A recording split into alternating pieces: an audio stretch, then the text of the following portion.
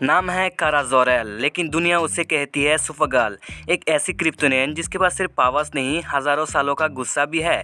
और ये DC universe में ये लड़की सिर्फ उड़ती नहीं, टांगे भी तोड़ती है। जहां उसी का हिंट हमें सुपरमैन मूवी में दिख चुके हैं कि वो कैसे किसी नादान टीनेजर की तरह बिहेव करती है। एंड में भी जेम्स गन इसी तरह सुपरगर्ल को इस new DC gods and monster universe में आगे लेके जाएगा। एंड धीरे धीरे सुपरगर्ल को सेटअप करेगा कि वो पहले नशा करना, ऐश करना, ये सब छोड़ के एक मैच्योर वुमेन की तरह दिखने को मिलेगी कि वो कैसे आराम की जिंदगी को छोड़ के अपनी रेस्पॉन्सिबिलिटीज को समझेगी। पर क्या तुम्हें पता है ये सुपरगर्ल कॉमिक की सुपरगर्ल से आगे जाके डिफरेंट होगी, cause it's of live action. Well, अगर कॉमिक की बात करें तो सबसे पहले कारा ज़ोर-एल यानी सुपरगर्ल वो कैसे अर्थ पे आई थी, जहां इसका फर्स्ट अपीयरेंस होता है साल 1959 Supergirl from crypto action comics issue 252 से। तो वही मैं आज आप सभी को सुपरगर्ल की फर्स्ट अपीयरेंस की और फ्यूचर मूवीज के ऊपर बात करूंगा।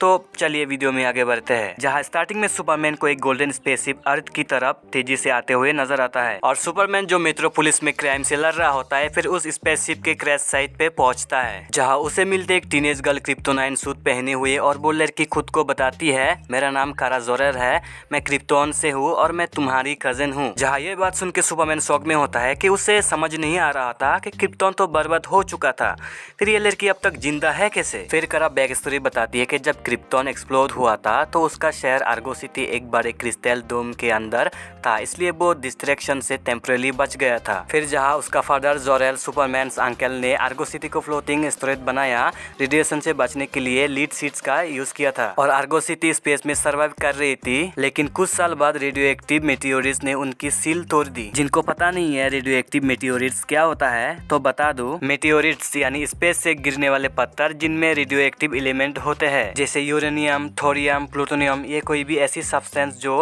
रेडिएशन में इमिट करता हो। जहां कॉमिक कॉन्टेक्स्ट के हिसाब से देखा जाए तो आर्गो सिटी जब स्पेस में जा चुका था क्रिप्टोन के ब्लास्ट के बाद, तो वो एक फ्लोटिंग एस्टेरॉयड पर था। उसके नीचे क्रिप्टोन की जमीन के टुकड़े थे जिनमें क्रिप्टोनाइट बन गया था, जो खुद एक रेडियो एक्टिव सब्सटेंस है और वक्त के साथ साथ रेडियो एक्टिव मेटेरियल्स बन गया और आर्गो सिटी के लोगों के लिए डेंजरस हो गया। आई होप आप लोगों को समझ में आ गया होगा रेडियो एक्टिव मेटेरियल्स क्या होता है। Now back in the main story line. जब सिचुएशन होपलेस हो गया तब ज़ोर-एल ने एक छोटी सी स्पेसशिप बनाई जिसमें उसने अपनी बेटी कारा को अर्थ के लिए भेज दिया, सुपरमैन को ढूंढने के लिए। देन कारा अर्थ पे लैंड करती है। उसका मिशन अपनी कजिन काल-एल के साथ मिलना और नया घर, नया प्लेनेट में नया लाइफ की शुरुआत करना। और सुपरमैन भी उसे एक्सेप्ट करती है, लेकिन उसे पब्लिक से छुपाने के लिए उसका नाम रखती है लिंडा ले और उसे भेज देता है ओपनेज के मिडबेल नाम के एक टाउन में, जब तक वो अपनी पावर्स को कंट्रोल करना सीख ले। और इसी तरह अर्थ पे आई सुपरगर्ल, एक टीनेज क्रिप्टोनाइन जो सुपरमैन की तरह स्ट्रॉन्ग है, लेकिन उसकी अपनी आइडेंटिटी, अपनी स्ट्रगल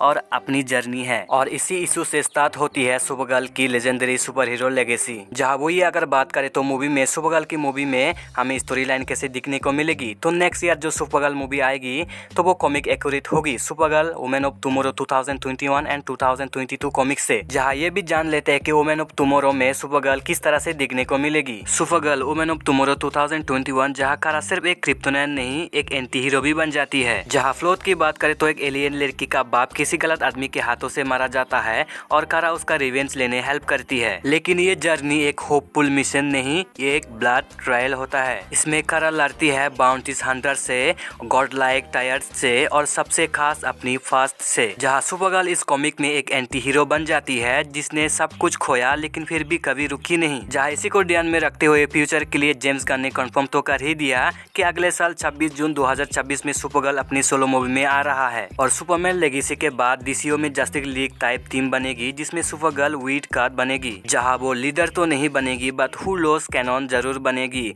जो एक्सट्रीम डिसीजन लेती है और कभी कॉम्प्रोमाइज नहीं करती। जहां सुपरमैन दुनिया से प्यार करता है और वहाँ सुपरगर्ल दुनिया से डिसअपॉइंट है और इसी वजह से वो एक अलग ही लायर लाएगी डीसी के नए सिनेमैटिक यूनिवर्स में। तो भाई अगर तुम्हें लगता है कि सुपरगर्ल सिर्फ एक सुपरमैन की फीमेल वर्जन है तो गलती तुम्हारी नहीं है, पर समझना जरूरी है ये लड़की होप नहीं, ये क्रिप्टोन की आग है और जब उसका टाइम आएगा तो ना वो रूल मानेगी ना विलेन को बख्श देगी। और इसी के साथ तुम बताना वीडियो तुम्हें कैसी लगी। अगर पसंद आए तो लाइक एंड सब्सक्राइब जरूर कर देना और तब तक के लिए देखते रहना सायन एक्सप्लेन।